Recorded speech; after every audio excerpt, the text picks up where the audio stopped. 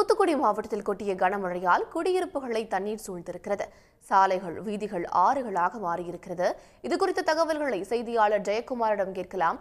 ஜெயக்குமார், அங்கு மழை நிலவரம் எவ்வாறு இருக்கிறது? மழையினால் என்னென்ன பாதிப்புகள் சந்திக்கப்பட்டிருக்கிறது? தூத்துக்குடி மாவட்டத்தை பொறுத்த வரைக்கும் நேற்று காலை முதலே மேகம் வானம் மேகம் மூட்டத்துடன் இருள் சூழ்ந்து காணப்பட்டு வந்தது. மாலை 3:30 மணி அளவில் துவங்கிய மழையானது இரவு 9 மணி வரை இப்ப அவ்வப்போது மிதமான மழையும் இடியுடன் கூடிய கனமழையுமாக வெளுத்து வாங்கியது மழையானது. இதனால் நேற்று இரவு சாலைகள் முழுவதுமே கடல் போல் காட்சியளித்தது.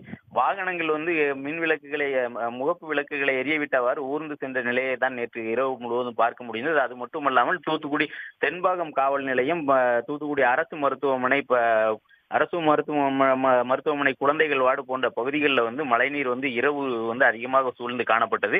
தற்போது தண்ணீர் இரவு முழுவதும் சுத்தமாக மழையே இல்லாத நிலையில் தண்ணீர் வடிந்து லேசான தண்ணீர் இருக்கக்கூடிய நிலையை தான் காண முடிகிறது தற்போது. ஆனால் காலை வரை மழை இல்லாமல் இருந்தது. தற்போது மிதமான மழை துவங்கி இருக்கிறது.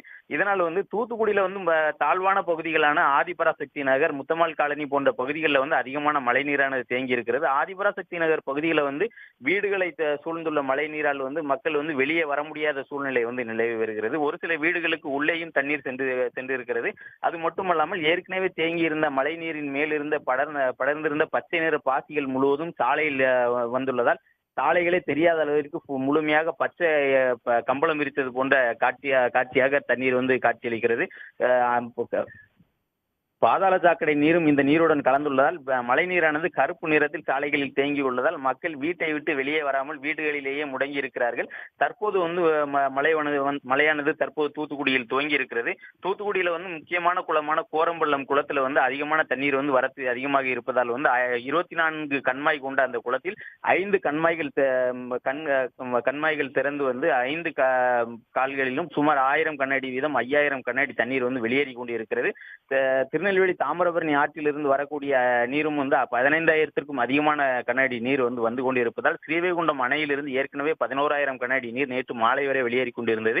அந்த 15,000 கண்ணாடி தண்ணீரும் சேர்ந்து தற்போது 25,000 கண்ணாடி தண்ணீர் தற்போது வெளியேறி கொண்டு இருக்கிறது. இன்று மாலைக்குள் 30,000 கண்ணாடியை எட்டும் எனவும் இதே நிலை மழை பெய்து கொண்டிருந்தால் 30,000 கண்ணாடியை எட்டும் எனவும் எதிர்பார்க்கப்படுகிறது.